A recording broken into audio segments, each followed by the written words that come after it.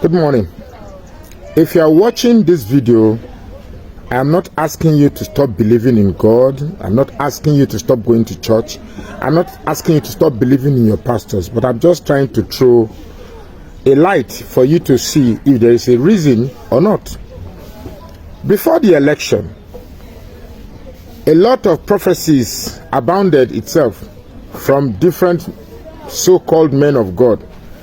Peter B will win, this one will win, this one will not win. If I be a man of God, sentences like that or phrases like that abounded or inundated the social media space. I have deliberately captioned this video as "There are no prophets," and for the overzealous one, you might be offended. You might say, I will stop following this guy. But the truth is that there are no prophets. In the Bible, we have Prophet Jeremiah and the host. The last prophet in the Bible was Prophet John the Baptist. Prophet John the Baptist. The last prophet in the Bible was John the Baptist. To understand my point, you must go into the Bible. What was the significance of the prophets in the Bible? Why were they? Why did they exist? And what was their role? What did they play? It would be wrong to reduce prophecy as the mere prediction of events in the future. Prophets of old, as in the Bible, usually they were more like martyrs that warned against the social injustice or meted on the poor. They talk about moral uprightness. Their role was not mere predicting the future. Joseph predicted more about the future, but wasn't a prophet. Now, our modern day prophet, particularly as we find them in Pentecostalism, the one we have are not prophets. These are mere psychological tricksters, and I will explain myself. I was in those days when things were very rough, and believe me, they were very, very rough. They were so rough to the point that I just didn't know what to do. And I heard about a church. For purpose of civility, I will not name the name of the church. It's in Jos, yeah. I went to the church because I was looking for a solution. I actually didn't inform anybody. And the man just saw me and pointed at me and said, you are going to be a millionaire next week. And I turned and looked back, and he said, no, you that you are looking back, you that folded your arm, because I folded my hands then, that you are going to be a millionaire next week. So I said, me, I don't have any contracting. Of course, I had some proposals I dropped here and there. It's okay. They may be referring to one of the proposals I dropped. Other than that, I don't have any business. I don't have any job. I don't have any friends. I don't have anything. But well, it's the word of God. Let's watch. I waited Monday, Tuesday, Wednesday, Thursday, Friday. Sure, waiting to happen.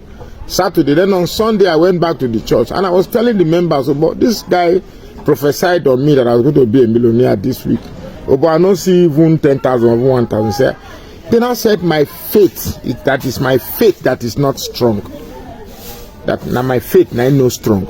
So I now realized that what we describe as prophecies in Nigeria are not really prophecies. They are informed prediction. People who just predict, judging from the environment and judging from variables around them. Then they predict. If it doesn't happen, they find another excuse to tell you why it didn't happen.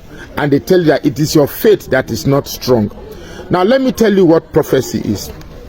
Prophecy is not prediction. Prophecy is somebody gifted with a mind that travels well ahead of time to see events that will happen. And you come today to tell us that this thing is going to happen in the future. It has nothing to do with my faith. It has nothing to do with anything having the ability to alter the course of its action. It's something that will happen, and it has been seen to have happened.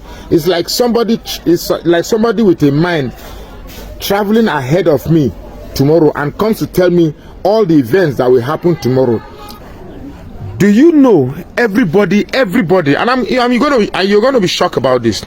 Do you know that everybody has a gift of knowing what will happen in the future? It's just that some of us are more closer to that gift than others. I know what we usually describe as deja vu. There are times you just stay and you find out that this thing, I've seen it before.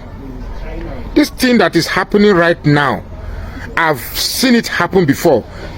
It's not in my dream. I just don't know. But you just have a feeling that you've seen it before. It happens to everybody. What you are saying is not deja vu.